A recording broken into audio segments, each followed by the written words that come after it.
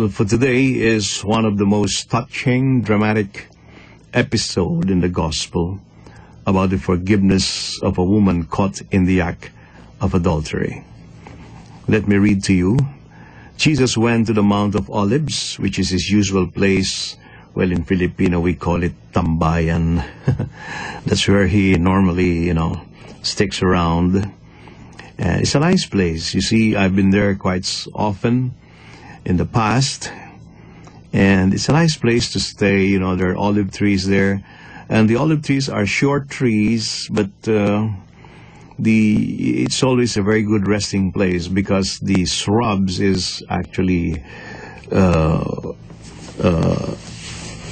shade it creates is actually so good for siesta time and taking a good rest. Besides the fact that opposite the sloping Garden of Olives is Jerusalem, the whole city of the walled city of Jerusalem. Now, Jesus, but early in the morning, he arrived again in the temple area. And all the people started coming to him, and he sat down and taught them. Now, while he was doing this, scribes and Pharisees brought in a woman who had been caught in adultery and made her stand in the middle. They said to him, and they were testing him actually, "Teacher, this woman was caught in the very act of committing adultery." Caught in the act. Now, in the law, Moses commanded us to stone such women. So what do you say? Now, they said this in order to test him, so that they could have some charges to bring against him. Now, what is the test here? You see, if Jesus would say, all right, if it's the law of Moses, then stone her to death, as you wish. And then the Pharisees and the scribes, you see, what kind of man are you? Are you not compassionate towards sinners? You are a compassionate man. You forgave the sins of Matthew and Zacchaeus, and here you are condemning this poor woman. So Jesus would appear in a very bad light. Now, the other is if Jesus would say, come on, please don't do that. Have pity on the woman.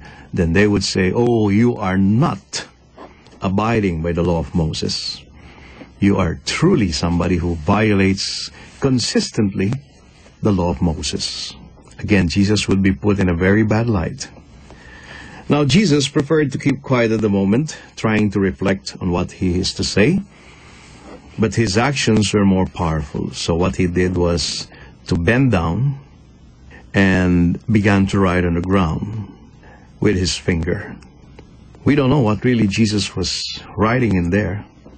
But when they continued asking him, he straightened up and said to them, "Let the one among you who is without sin be the first to throw a stone at her." Again he bent down and wrote on the ground. And in response, they went away one by one, beginning with the elders. So he was left all alone with the woman before him.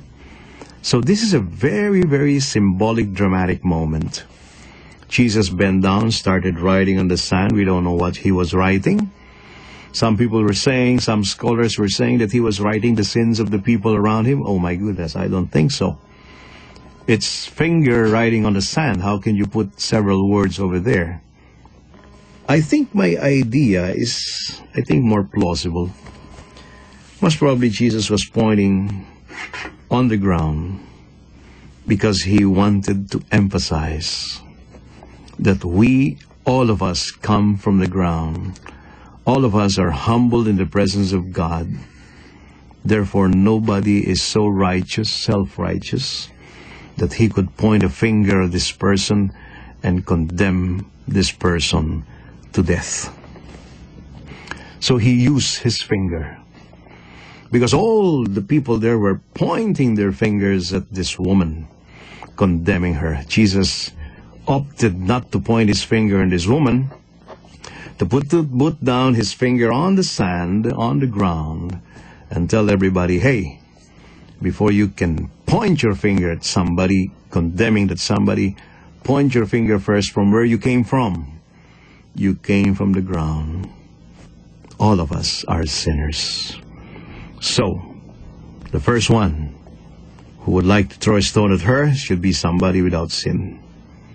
And of course, everybody left one by one, starting with the elders who has the most sinned. And so when everybody left, Jesus straightened up and said to this woman, "Woman, where are they? Has no one condemned you?" She replied, "No one, sir." Then Jesus said, "Neither do I condemn you.